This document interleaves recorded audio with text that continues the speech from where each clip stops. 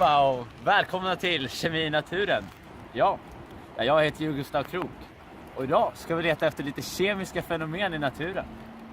Så för mig, ja, som ni säkert förstår så var Aristoteles den grekiska greken, en mycket... Vad är självaste derivaten i det där? Filma det!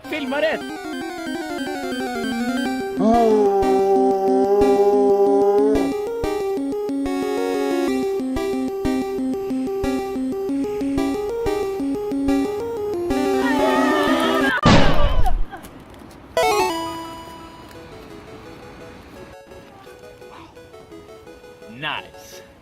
Vilken fantastisk syn vi fick vara med om där, va? Men nåja, tillbaka till Aristoteles. Nej, bryt! Vad hände?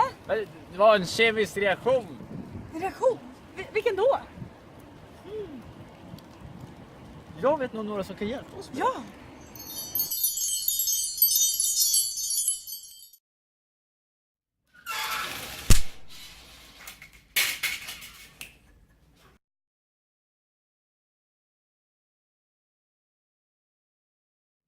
Ja, det är ju lätt. Detta är faktiskt en substitutionsreaktion då 2-klor-2-metylpropan reagerar till 2-metyl-2-propanol. Jaha! En substitution! När en atom eller atomgrupp byts ut mot en annan. Precis. I detta fallet en kloratom som substitueras mot en hydroxygrupp. Så vad är det för ämnen vi har här egentligen? Jo, 2-klor-2-metylpropan är en tertiär haloalkan. Det är en haloalkan då den innehåller en halogenatom, i detta fall kloret. Och det är en tertiär haloalkan då kloratomen är bunden till en tertiär kolatom. Vilket innebär att kolatomen i sin tur är bunden till 3 stycken kolvätekedjor. Och på andra sidan får vi 2-metyl-2-propanol, en tertiär alkohol. Hydroxygruppen är den funktionella gruppen för en alkohol och den är bunden till en tertiär kolatom, som jag sa tidigare, som är bunden till 3 stycken kolvätekedjor. Men hur går det där till på djupet då? Hur rör sig elektronerna och i vilka steg sker reaktionerna? Ja du min vän, det ska jag berätta för dig. Det första steget i den här reaktionen är att eftersom att kloratomen är så pass starkt elektronegativ jämfört med kolatomen så attraherar kloratomen elektronparet i den kovalenta bindningen. Så att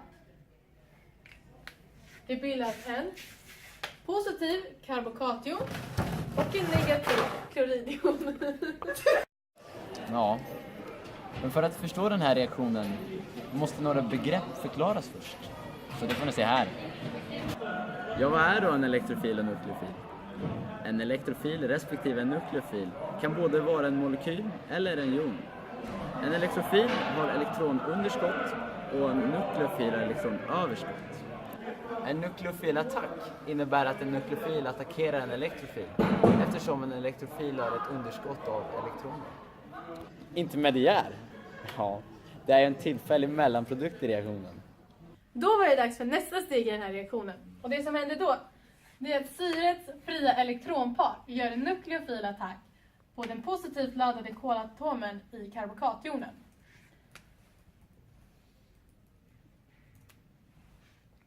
Så att det blir en kovalent bindning mellan karbokationen och vattenmolekylen. Och det bildas en intermediär.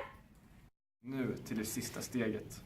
Ja, elektronerna i den kovalenta bindningen mellan väte och syre dras mot syre eftersom den är starkt elektronegativ. Och då bildas det en positiv vätejon. Sen så gör syrets fria elektronpar en nukleofil attack på vätejonen. Och då bildas det en 2-metyl-2-propanolmolekyl och en oxoniumjon. Så, har jag förstått det rätt nu?